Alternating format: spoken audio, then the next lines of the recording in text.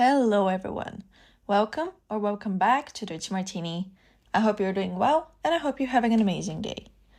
Today's episode will be a bit shorter than usual, unless I go on a rant, but we'll see how that goes. But I intended to be a bit shorter than usual because I, unfortunately, am already in the middle of exams. And I do not mean midterms, I mean exams. Even though we started literally a month ago, we are already finishing up the block. This is the thing I both like and dislike about the way the Dutch higher education system is structured. Apart from having a semester, we have blocks as well. And each semester is made out of 2 blocks, each being roughly 7 weeks long. And after each block, you have exams. So that means that I have 4 exam periods per academic year, which is extremely stressful, as you can imagine, because no matter how prepared I am for an exam, no matter how much I studied, no matter how consistent I stayed throughout those 7 weeks, I am always nervous when I have to be examined. And also, 4, that's a bit excessive, don't we all agree? I think that is why I believe working, for me personally, wouldn't be that bad when compared to studying, because at work I would just have to work, and when I clock out, I'm done for the day, and we'll have my evenings and we'll have my weekends. And if I don't know something, I can quickly look it up instead of pressuring myself to learn everything by heart. Like now for statistics, I have to memorize 38 formulas, and I genuinely don't understand why. There are more important things to memorize and to understand than a formula. And if I do end up using statistics in my life, I can always look up the formula. And also, let's be real, every single software you use nowadays calculates it for you automatically.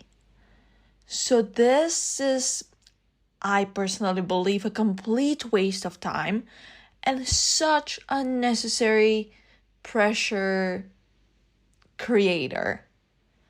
Better teach me how to interpret the formula and its results. Don't force me to memorize a 3-row formula. I see no point in this. So that's why I'm sure working isn't as bad when it comes to this aspect in particular. This has been on my mind quite a lot recently, to be honest. But right now, I don't have the time to dive deeper into the comparison between the life of a student who works and the life of someone who just works. People tell me to prolong my student years as much as possible, but that means juggling with more than I can handle for longer than I can handle, and also always being on the will I be able to squeeze in enough hours of work to be able to pay my rent train? And I don't like this train. But let's leave this conversation for another time. I have exams to prepare for, so let's stay on track right now. So yeah, 4 exam periods per year is a lot for someone who hates to be examined. Now, honestly, why examine me in the first place? Just trust me that I have studied. Why would I lie to you? We're besties, you know? But for real, exams suck so much. And I know I'm not reinventing the wheel by saying this, but 4 exam periods per year?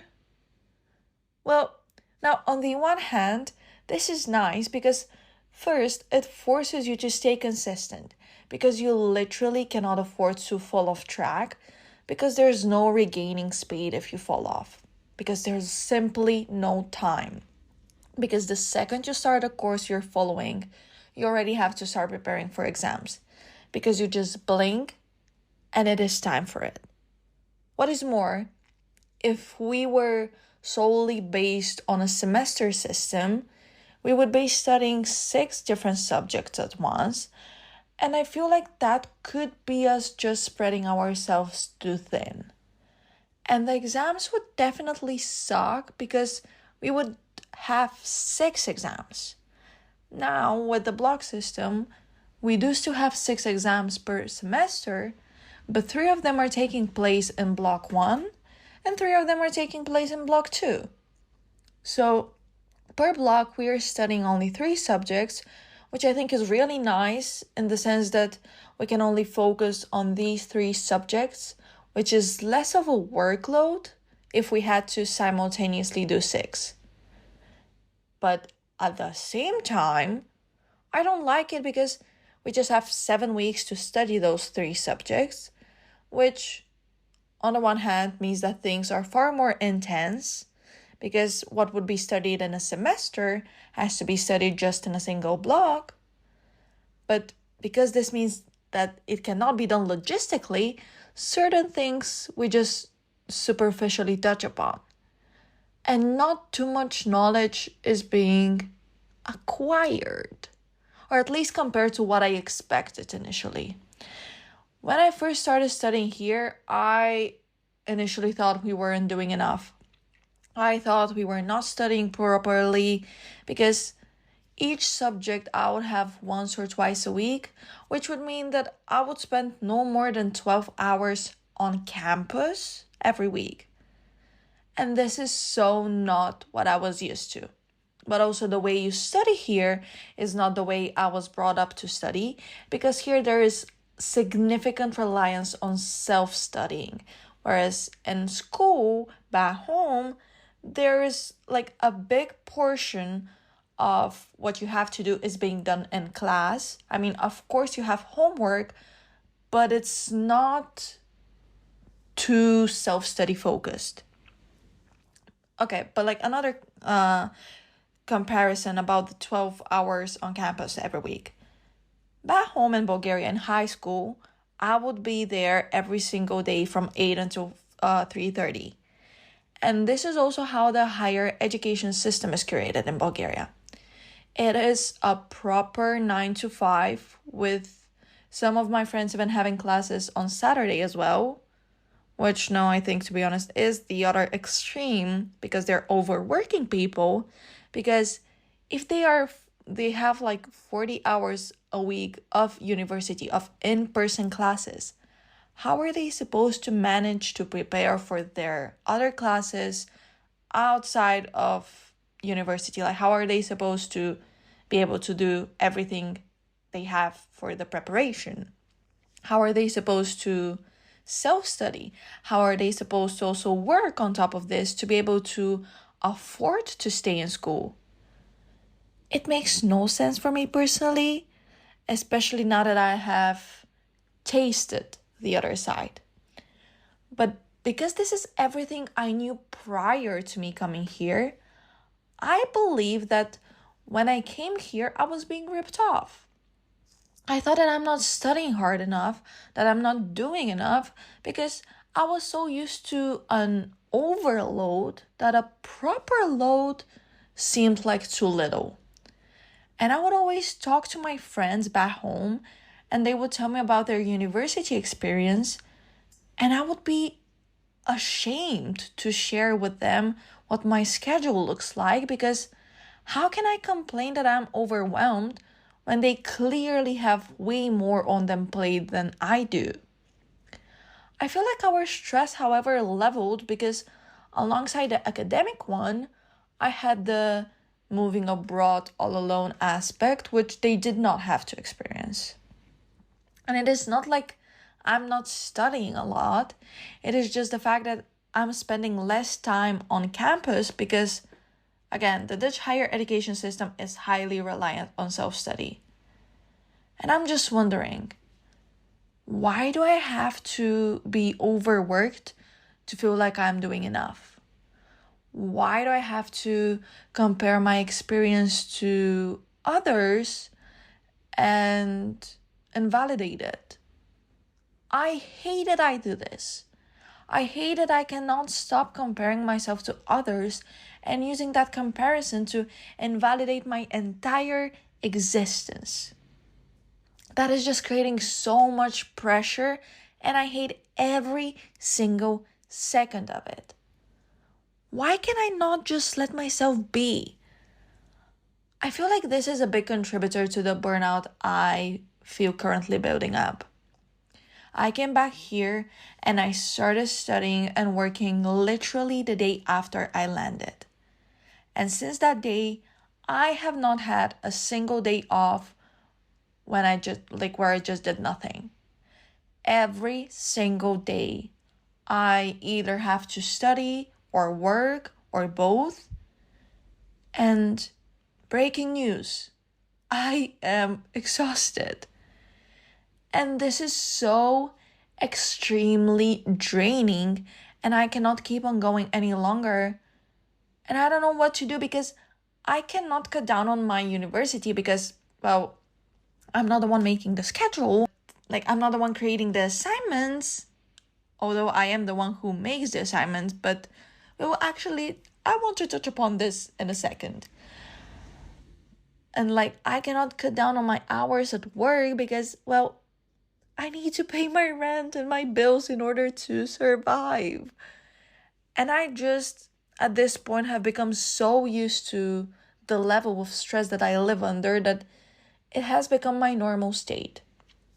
And I'm unable to rest, not only because I don't have the time to, but simply because I'm so used to always having something to tend to. That the second I get a window of free time, I look for something to do. I just cannot let myself just be. I cannot let myself to just brain rot in my bed, doing nothing, talking to nobody, and simply being. My mind always keeps on going at 1,000 miles per hour, and once it reaches a healthy speed of operating, so to say, it glitches. Because that is not its normal state. And I don't want my normal state to always be over-delivering and outperforming. I did cover this last week with the 100, 110, 120, 130 analogy. And I think this week I am more than ever feeling the effect of this tendency that I have, of this tendency that was instilled in me. And I need this to stop. At this point, I genuinely don't care how I perform at these exams. I just want to pass them so that I never have to do them again. Which is a bit weird because I'm putting in so much effort into them. And you would imagine that I would genuinely care and want to perform well, but no. I have reached a stage in which I have become immune to caring. It's like I'm acting out of inertia, not out of care. And I just want it to be over. I want the stress factor to be eliminated from my life, and I just want to go on. And I know that when this one is gone, another one will be introduced. And I'm just now thinking, will my entire existence be defined by the level of stress I am under? What a way of living is that? I hope that the level of stress I'm feeling right now is the ration I was predetermined for my entire lifetime. If only it worked like that, I would be willing to take on all the stress right now to have a peaceful existence later. To be some sort of an investment, to take the stress now so that I can feel peace later. Unfortunately, I don't think this is how it works. I think I just have to learn how to cope with it better. And by coping with it better, I don't mean making it my normal state of being, but actually facing it and solving it at the root. But I really don't know how to do it. This academic pressure, this work pressure, and the combination of the two of them is draining me. Drop by drop, it is draining me. And I don't know how much longer I can go. I realized things have reached a new level when, after my shift the other day, I dragged myself to the store to buy something for dinner because I didn't have it in myself to cook, so I wanted to buy something pre-prepared. And I nearly started crying in the middle of Lidl from exhaustion. I was just standing in front of the already cooked meals section, and I could feel the tears building up. I cannot do this much longer, guys. I am exhausted. I need to rest, but I unfortunately don't have the opportunity to rest right now. And what is more, I don't know when I'll have it again. After that little trip, I went home and I just laid on my floor and ended up not being able to bring myself to have dinner because I simply didn't have it in myself to eat. I was on the limits of my powers, and I have been walking that tightrope for quite some time. I want to rant for a second about group work, because this thing, well, the devil couldn't reach me personally, so he created group university projects. There's nothing I hate more in this world than group projects. They're the bane of my existence, and I cannot wait for the day I submit my last group project and never have to deal with this ever again in my entire life. So currently, I'm following 3 courses. We already covered this. And for all of them, I have both exams and group projects. And I have to be honest, I need to preface this. I need to, not hide it. 2 of the groups, we are actually working together pretty well. And it is not me carrying the whole thing, but it is actually a joint effort. Who would have thought? As for the other one, oh my God, my blood is boiling just thinking about it. We have had this course for a month now. We have had to work on this group project for a month now. We were 6 group members, and I will give you a few seconds to guess who has been the one and only member who has worked on this project. Go on, take a wild guess. Yes, me. My mind genuinely cannot comprehend how people are not a little bit at least shame-driven to do their part, to contribute. Also, you're paying to follow this course. You're paying to do this project. Make good use of your money. I have been working on this project for a month. I came up with the idea, I wrote it all out, I pitched it to the lecturer, I reworked it, I created the entire script for the final thing, and on Wednesday, we were supposed to present our final idea for final feedback before the final submission. And mind you, throughout this entire project, I have been trying to communicate with my group members, but they all leave me on red. And in the rare occasions that they do reply, it takes them a week and I have already solved the problem. And it's just why did I even bother reaching out to you?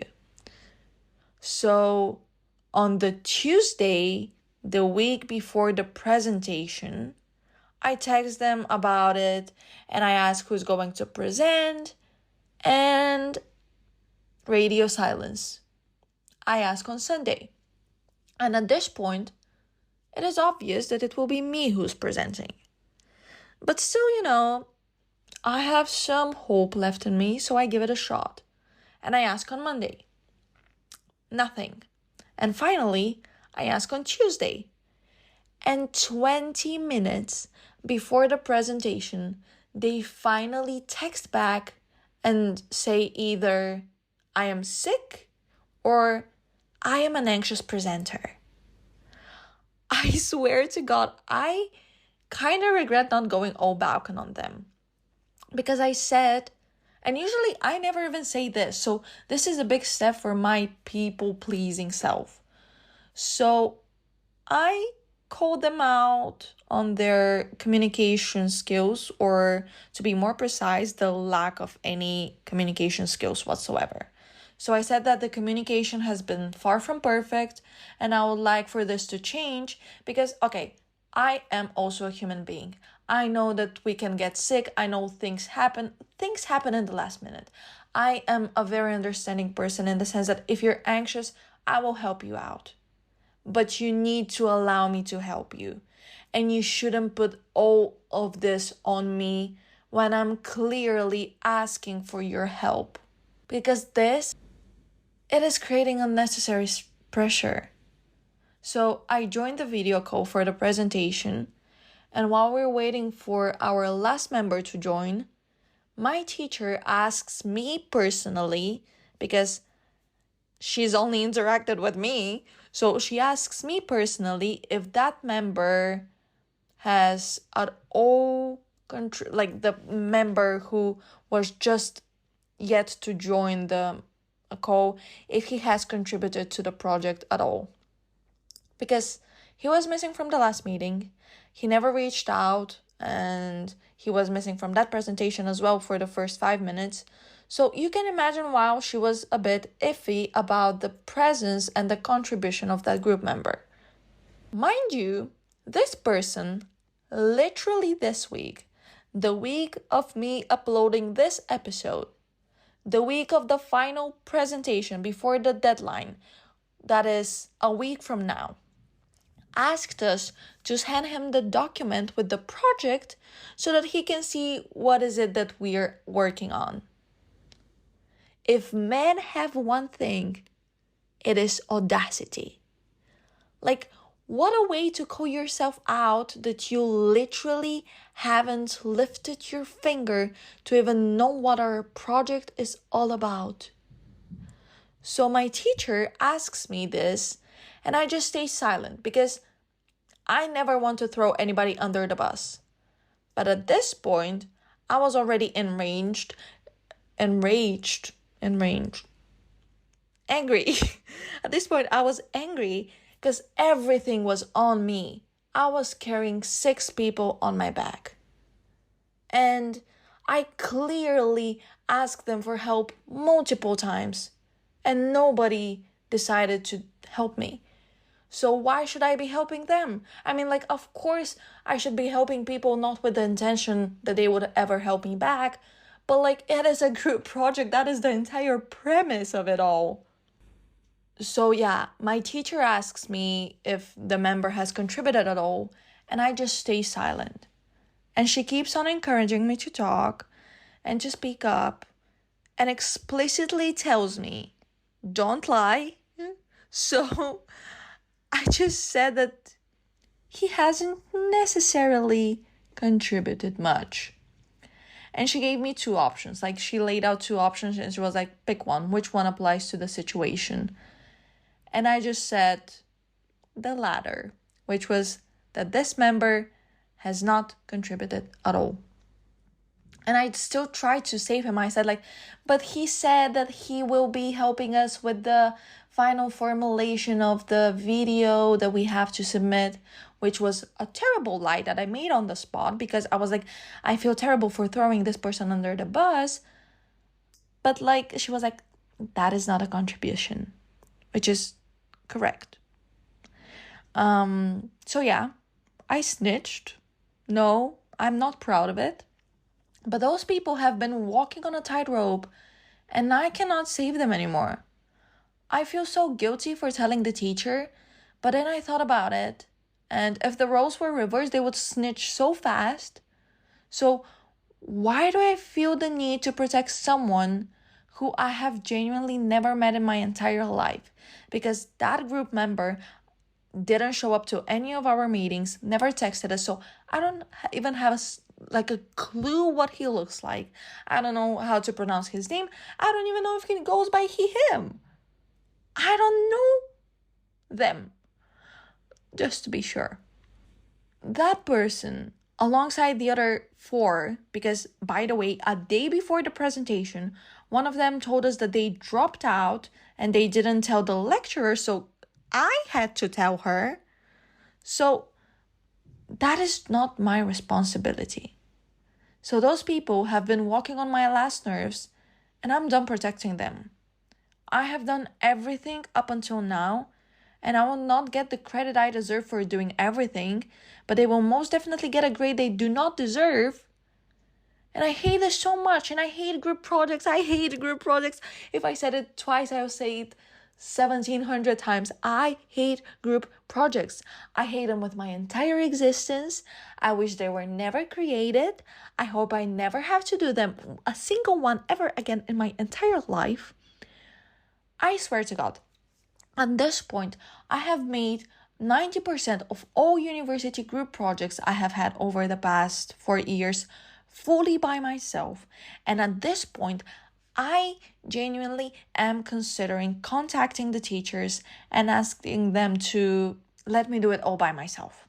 I am already doing it, so might as well not create the illusion that the other person has contributed, and might as well not carry them on my back throughout their entire degree. I just hate this. Like, it is not about me being or striving to be an academic weapon. It's not about me being an overachiever. It is about what is right. Because this is not right. That is not the point of the entire thing. I shouldn't be doing your work. My God, just now thinking about all of this, just now talking about all of this, I get so extremely angry and I just want to punch someone. And then people ask me, why are you so hyper independent? Because everyone I have encountered has been so extremely unreliable, and I have had to manage with all the problems, not with them, but despite of them. I hate how entitled people are when it comes to group projects. Because they say, I am busy. Okay? Do you think the only thing I have to do in my life is this stupid project? I also have other classes. I also have work. I also have a life, or at least I'm trying to have one. I also want to rest. I also want to spend time with friends and family. I also have 100,000 things to do. I have a million things on my plate, but I still show up. And you cannot? This ties back into the double standards in academia that I talked about last week. But now, it is fully shown to me why I have this double standard. Because I also have things to do outside a stupid 10-minute video group project that we have to submit. But I show up, I write, and I contribute my part. And you know what's even more? I contribute your parts as well. So why should I contribute on your behalf? You know what? I genuinely need to start speaking up, because I know that things will not change unless I speak up. I know there are more than enough people who are relying on others to do their job for them. Well, if I'm to do it, I will receive the credit I deserve, because I didn't come all the way here, and I'm not paying tuition fees, and I'm not studying and working just to save you. My mind just doesn't get it. Okay, I know certain people are forced by their parents to do a bachelor's degree. But my man, this is a master's degree. If you already saw that you didn't do anything in the bachelor's degree, why are you continuing and not changing your patterns? It is not my responsibility to carry you on my back. I am totally willing to walk by your side, to give you a helping hand.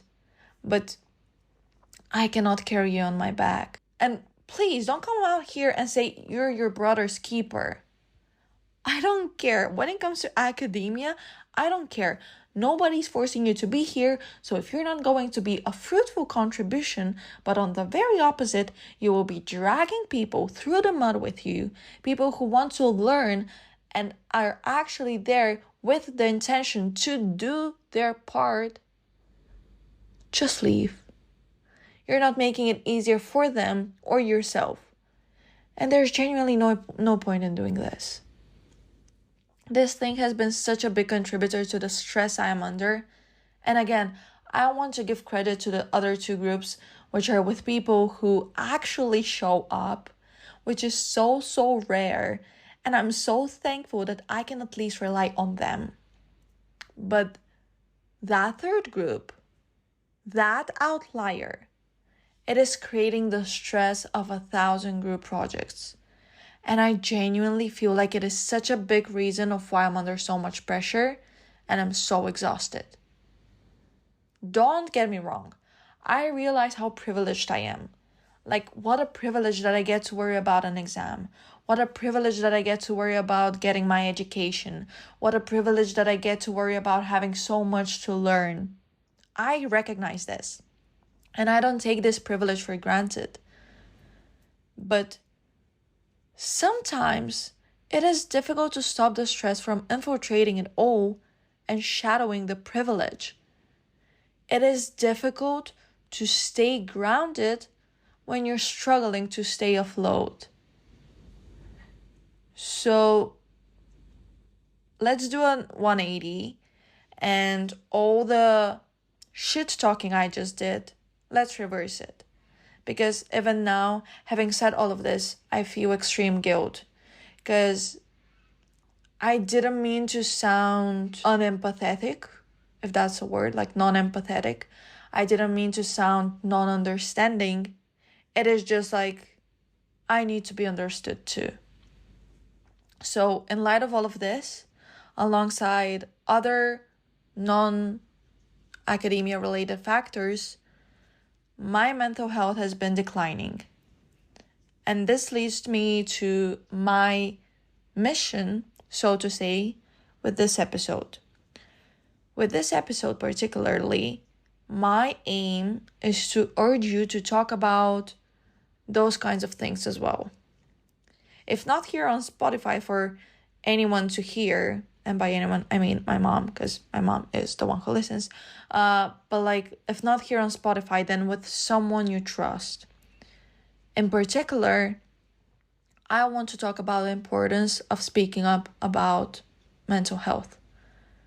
Recently, I believe it was actually on the 10th of October, it was World Mental Health Day. Now, I personally didn't know that this is the day on which we globally celebrate the importance of mental health. But once I found out, it was clear to me what I want to talk about this week. Even though, again, like what I was talking about up until now will feel like it is contradicting everything I'm about to say right now, I recognize these things. But also, I am a human and I get angry and I get stressed. And it is difficult to stay whole. I feel like I cover this topic and its different manifestations every week, like the topic being mental health. But today I want to more lean into the why it is important to talk about those stuff. Here's the thing. My mental health has been fluctuating for as long as I can remember. I very distinctly remember the first few times that I felt genuine sadness and emptiness. I have struggled over the years with thoughts about self-harm. I have struggled with depression. I have struggled with anxiety. I have struggled with loneliness, abandonment, feeling misunderstood, feeling like I don't belong, feeling undeserving of the life I have and of life altogether. I have experienced a lot of emotionally dark moments in my life. And I remember when I first started experiencing them, I would never talk about them. I would keep them to myself, sometimes not even write them in my diary, but just let them be thoughts. Not because I was afraid of that writing them down or speaking up about them would make them real. I knew they were real. But one of the big reasons why I didn't speak up was because I felt like I wasn't entitled to feel the way I was feeling. I wasn't entitled to feel sad. I had a family. I had a home. I had food on the table. I was well off. So why would I complain when there are people who would kill to be in my position? It felt like with the life I was gifted, I was just so ungrateful. And because I was ungrateful, that made me feel even more like I don't deserve it. And it created this vicious cycle. But another thing, another more important, another bigger reason I didn't share, the reason I kept it all to myself was because I felt like nobody would care. I felt extremely alone in my uphill battles, and what is even more, I felt like a burden. And I hate feeling like a burden. And I'm still trying to unlearn the concept of being a burden.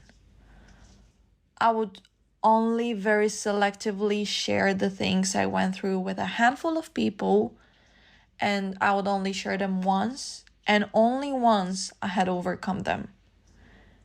And there have been many times when I felt like I would not be able to overcome them. I don't know what it was that kept me pushing to not give up, but I didn't. And now, having overcome them, I can say that I'm so happy and so proud that I didn't give up, that I didn't give in. I will keep it brief because this topic requires a proper sit down. It cannot be done proper justice with just being a segment of an episode. What I would like to say is the following. I have struggled. I have struggled in silence, and as of recently, I have tried to struggle out loud. Both suck terribly. Both are extremely painful. But if I have to suffer again, I would choose to do it out loud. Because over time, I learned that in my life, I have people who genuinely care about me and don't want anything from me. They just want me to be happy. And I owe it to them and to myself to try to be happy.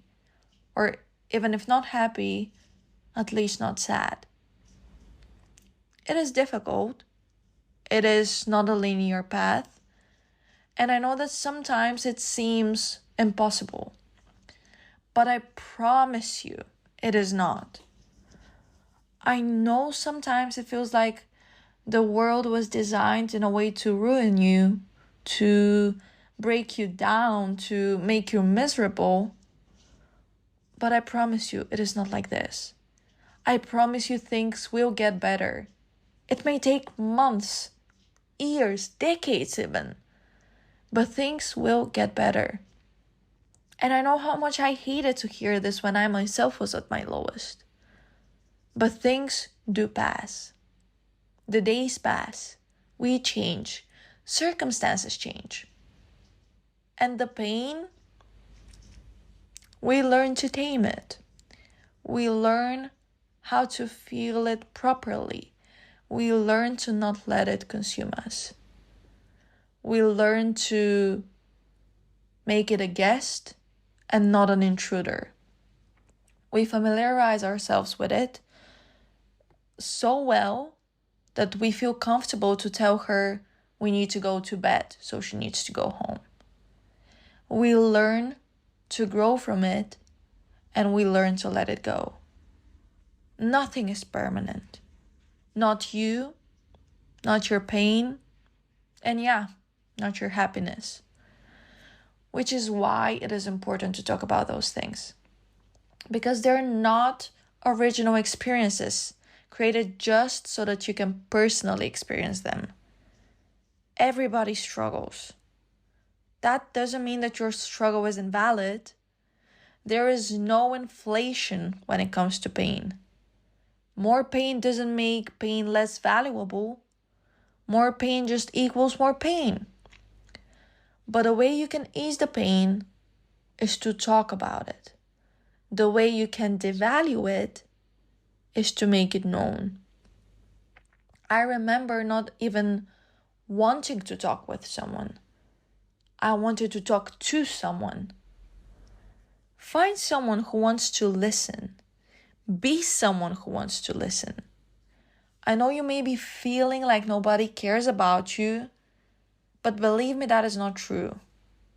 There are people in your life who care about you, who think about you, who love you, and you may not even notice them. I, unfortunately, grew up in a culture where mental health is not necessarily too big of a concern.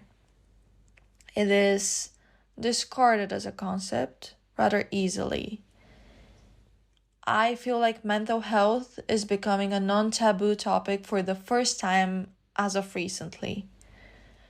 But it was pretty much something you sweep under the rug when and where I was growing up. Because what happens inside is nobody's problem but yours. Which is not true. And there was some sort of societal shame if someone was struggling, if someone was looking for help, because they were seen as weak. To this, I have to say, to hell with the shame, to hell with the notion of being weak. It takes a lot of bravery to be weak. It takes a lot of bravery to ask for help. And thinking otherwise is complete nonsense. But I see how this environment affected me personally. In such an environment, it was very difficult to see the value of speaking up about how I actually felt. How I felt behind the, I'm okay. But I promise you, even though it is not your responsibility to change societal beliefs, it is worth speaking up. Because the first time you speak up, the first time you face this societal shame, this pressure, this feeling of being a burden, of feeling misunderstood, of feeling unwanted, the first time is the hardest. It gets easier because speaking up humanizes you to others. The more you talk about it, the more you have the vocabulary to talk about it, the more you have the clarity of what is going on. Please, whatever you do, do not bottle up. I have done this, and from experience, let me tell you, at a certain point, the bottle explodes. Don't do it. Eradicate the concept of shame. Eradicate the concept of fear of being mocked or anything else. I would much rather have you cry on my shoulder for days on end than me sitting at your grave crying for eternity because you felt ashamed to speak up. The conversations are hard. They're hard to have, but sometimes I know you don't even need it to be a conversation. Turn to someone and just say, hey, can you listen to me for a minute? You don't need to reply. It doesn't need to be a dialogue. I need a monologue. I need to share. I don't need advice. I just want to know that I can turn to someone. I just want to know that I can trust someone. And I want this someone to be you. So look out for each other. You may not be your brother's keeper in your stupid university project, but in life, we all carry responsibility for each other. So be there for each other. Speak up and let yourself be spoken to. Be part of a conversation. Be a listener. Be a talker. Be a shoulder to cry on if you don't want to carry a casket on the shoulder. Mental health is a serious topic, and there isn't a single person on this planet who isn't struggling in one way or another, whether they recognize it or not, whether they admit it or not. So be there for your friends, be there for your family, and be there for strangers. But be there for yourself as well. And please let others be there for you too. You don't have to be alone in your battles. This was one of the most difficult things for me to realize, that I don't have to face problems alone. So, if you notice that someone is struggling, please gently let them know that you're someone they can open up to. Shed tears together, fight together, listen, talk, and feel. Because there isn't and there shouldn't be any shame in feeling. There isn't and shouldn't be any shame in the human experience. Your feelings are valid and they deserve to be recognized as such. We need to collectively eradicate the concept of fear and shame when it comes to speaking up about the human experience. And to do this, we need to start with a conversation.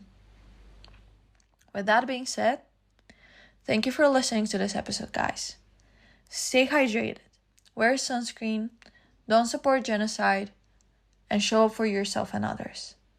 I love you, and I love that you're here with us. Bye.